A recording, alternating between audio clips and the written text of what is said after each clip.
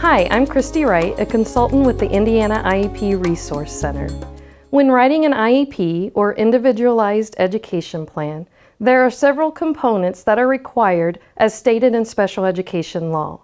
However, for this presentation, I would like to address the specific components that need to be aligned in order to create a high-quality IEP, especially for preschool age students. By the end of this presentation, my hope is that you will be able to explain the best practice sequence of an IEP, name the components of exemplar present level information, write skill-based measurable goals based on the present levels, identify the specially designed instruction or SDI needed to obtain those goals, and state the appropriate services and provisions needed to provide the SDI or specially designed instruction.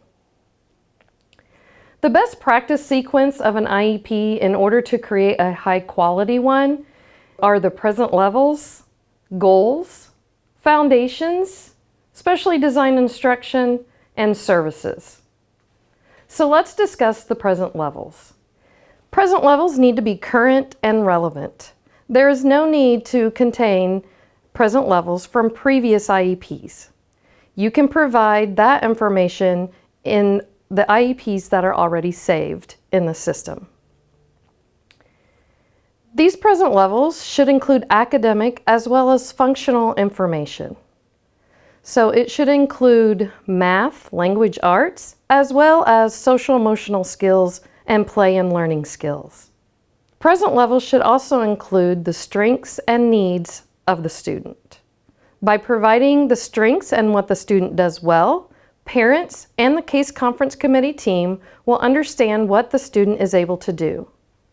By including the needs, the parents and the case conference committee will also know what the child needs to continue to work on in your class. After reading the present levels, the reader should be able to possibly guess what the goals may be that will be addressed later in the IEP. Taking a look at an exemplar of a preschool present level performance section, you will notice that there is much information in this section. This teacher began with English language arts, then went to math, fine motor skills, sensory processing skills, social emotional skills, play and learning, as well as speech and language skills. Please note that you can provide in any manner the present levels of the student as long as you include both academic and functional. As you read through these different sections of the present levels, you will notice that this teacher included examples of what the student is able to do, as well as the difficulties that the student continues to show. By the end of these present levels, you will be able to possibly guess what the possible goals may be at the end. When we are considering goals, what you need to do is consider the present levels and what that student was struggling with, and link that information to the general education curriculum. So the goals that are addressed should be individualized, positive, and socially valid. In other words, they should be based on that specific student's needs, as well as a positive outcome, but also meaningful to the student.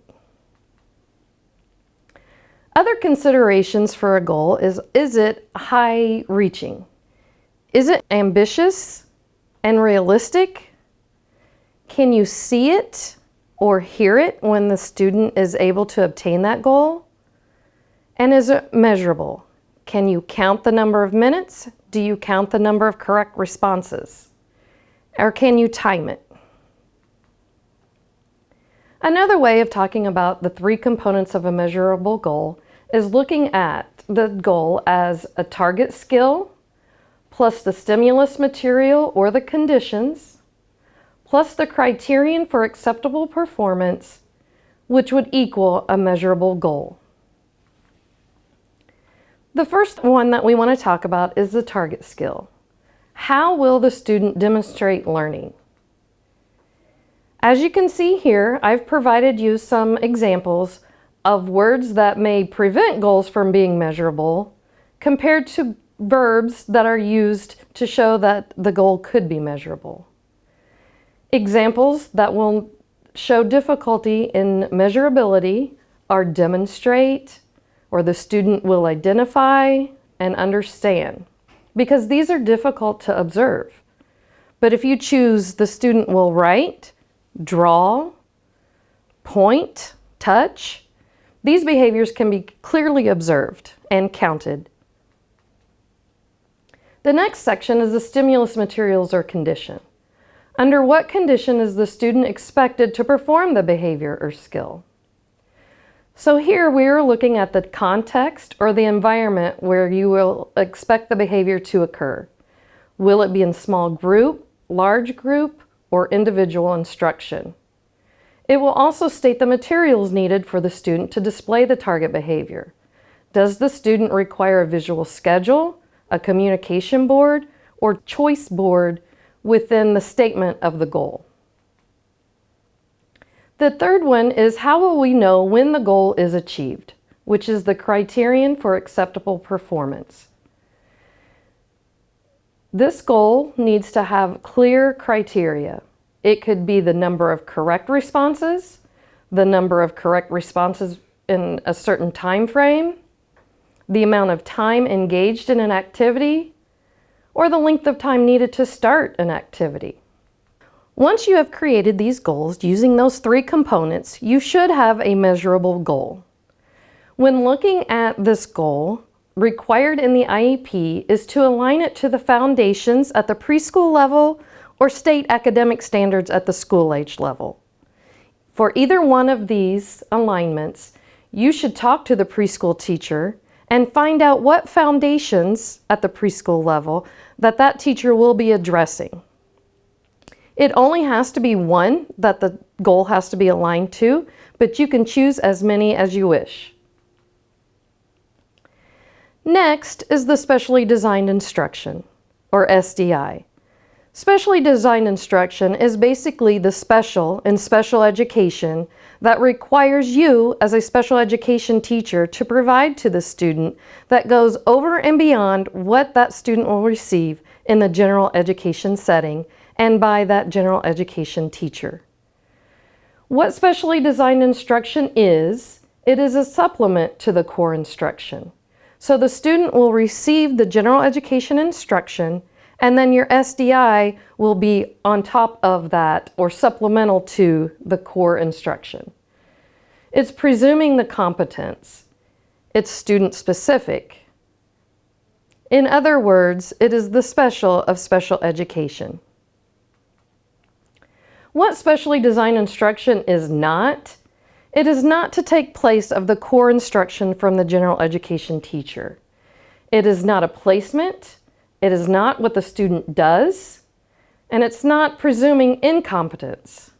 Specially designed instruction is what the teachers do for the student to help them obtain their goal and be successful with a general education curriculum. Once we have determined the goals and the specially designed instruction needed, discussion takes place regarding services and provisions, which results in the least restrictive environment, or LRE. So services, what are the services needed to address the goal? Are there special education services that are provided by the special education teacher or the speech-language pathologist? Or is it related services such as transportation or occupational therapy or physical therapy? The duration and frequency, which is how much time of the specially designed instruction will it take for the student to achieve the goal. So that duration and frequency may not be the exact time that the student walks into your classroom and leaves that classroom. It is the amount of time that it is going to take for you to provide that specially designed instruction to that student to be able to achieve that goal. It also includes placement. Where are these services going to be provided? At the preschool level, there's two questions. Will it be provided within the general education setting or in a separate setting? When talking about the general education setting, That is when we are talking about inclusion. When you are providing those special education services in the classroom around general education students and including some general education students in the activities. In looking at a separate setting, however, you're looking at pulling those students away from the general education peers. This could even be a group in the back of the room that is just including students with IEPs.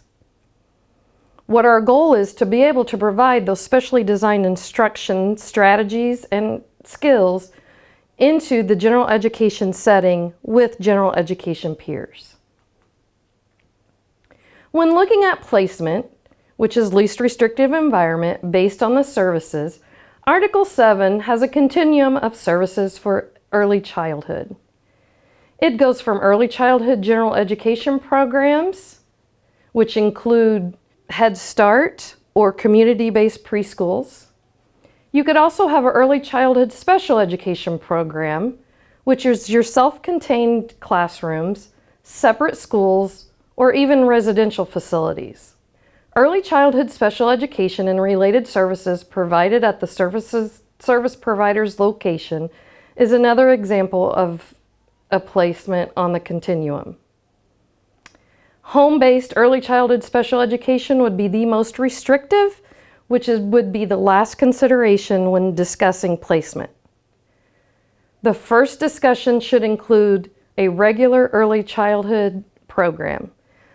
Can the special education services be provided in the general education classroom with possibly some supports? There are times when a student does require pull-out services or services away from the general education peers. However, the first consideration should be with their peers.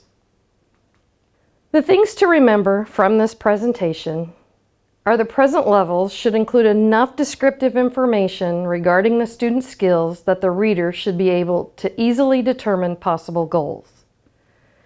Goals should be skill-based, measurable, ambitious, and obtainable within that IEP year. Remember, goals do not have to be written for every skill that will be addressed in the classroom. Goals should be written for those skills that are the most important that the student be able to achieve in order to participate in the general education classroom. When determining the placement for services and provisions, the general education classroom should be the first setting discussed. Most parts of the IEP can be included within the draft. However, the best practice is to leave the services and provisions open for discussion during the case conference committee meeting. That way, parents and teachers can all discuss where the student would be most successful. Here is my contact information in case you have questions after this presentation. You can call the office, but you are also welcome to call my mobile phone. My email is also listed if you are more comfortable in using that to contact me. I want to thank you for your time and your interest in early childhood special education, and please feel free to contact me at any time with any questions. Thank you.